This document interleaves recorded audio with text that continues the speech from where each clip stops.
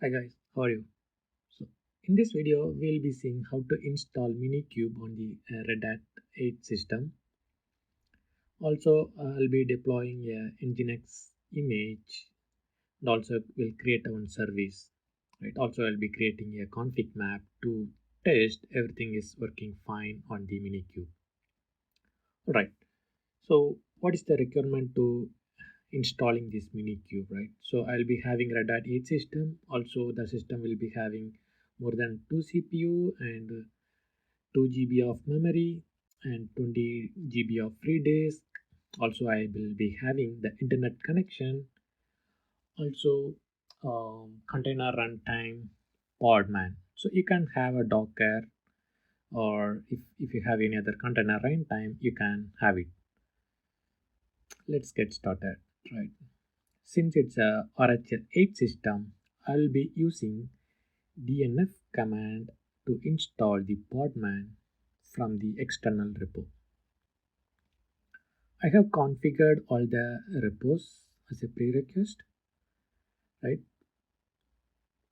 So when I give dnf install podman, it goes to the extra repo and it downloading all the dependency packages and it's installing on my system. So here I could see 47 dependency packages being installed. It could be the vary for your system as you installed your Oracle 8 system, right? So the MINIKUBE would require 2.2 version of Podman. This installation get installed Podman 3.3 version, so which is good for me to install the MINIKUBE. Right. All the latest version of MINIKUBE is asking for Podman 2.2 version or more than that. So I'm good to have Podman 3.2. Great, the Podman installation is done. So I can go with the MINIKUBE installation step now. The first we need to download the MINIKUBE installer from the website. And then I'm just moving that in MINIKUBE installation file to user local bin minikube, rename to minikube, and then start. You can start the minikube using minikube start, but I got some error because the podman been installed as a root, so it advised to change the ownership of podman to non-root. So that's why it's saying driver should not be a root user, right, or root privileged one. So also it gives me the option, if you want to use the hyphen force option. So I'm starting the MINIKUBE using hyphen force option. Okay, now it's get started and downloading all the record files from the internet, and then it booting up my control plane and configure all the record services.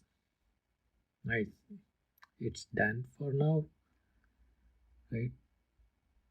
So I'm using kubectl command to check the pod or functionality of minikube.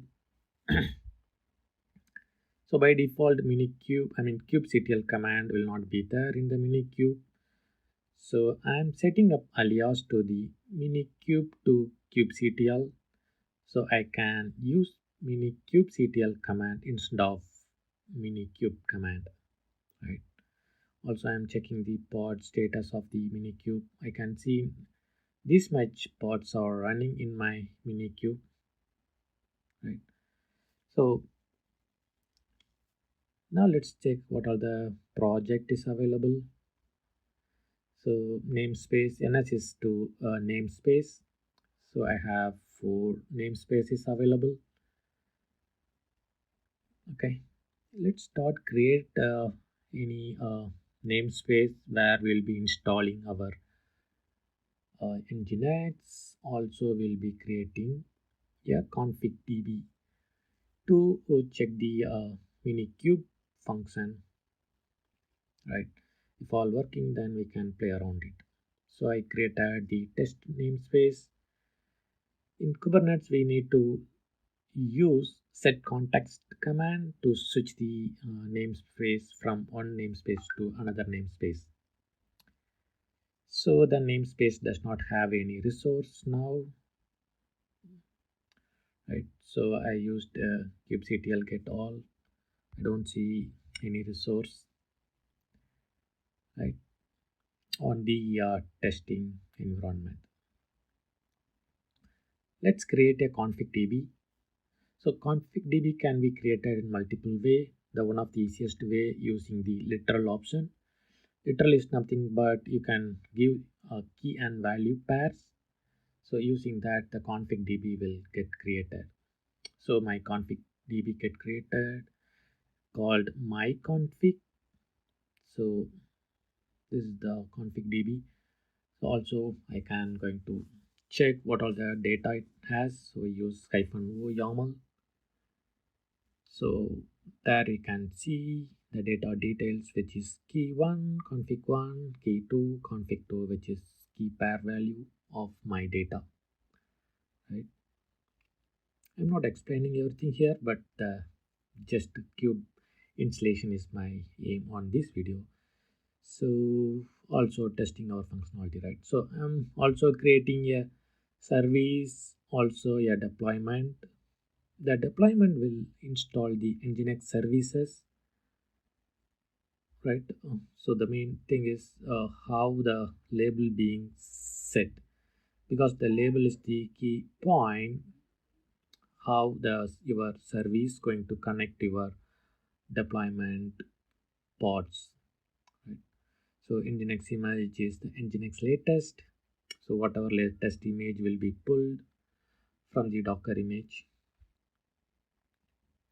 sorry, docker repository, and the name is nginx container name. Okay, so I think we are good to apply this.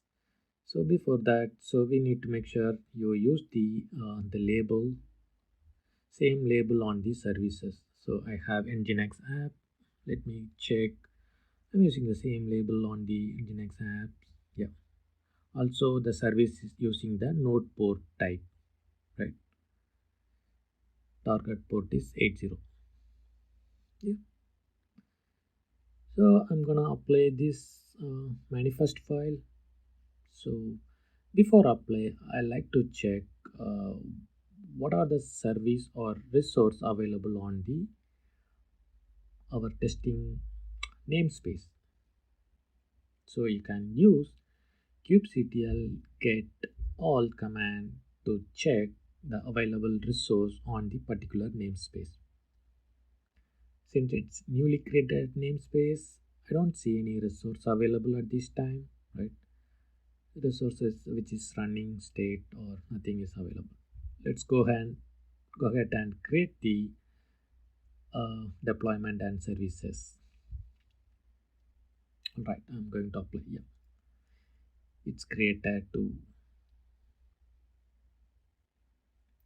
You can see the pods are running now. Services are created, and your deployment also you can see here, right? And replication set to 3. So that's why you got 3 pods are running. If you set 2, you'll be having 2 replica set. Alright, now the pods are up. Earlier was pending state, creating state, now it is running state. Alright, MINIKUBE is working as we expected. So we can play around hereafter, right? Before that, I'll be checking the web page of from the pod. Since it's a nginx service, it has the test web page. So you can test it using call command and http localhost. So I'm not providing any port because it's running on 80. There you go. So you got welcome page like a welcome to nginx. So that means your nginx pod is running and it started serving the web page. Who are contacting them using port 8, right? So We have done the minikube installation, and we created a config map. Also we deployed as nginx service. Also we created one service. Yeah, that's all. Thanks for watching.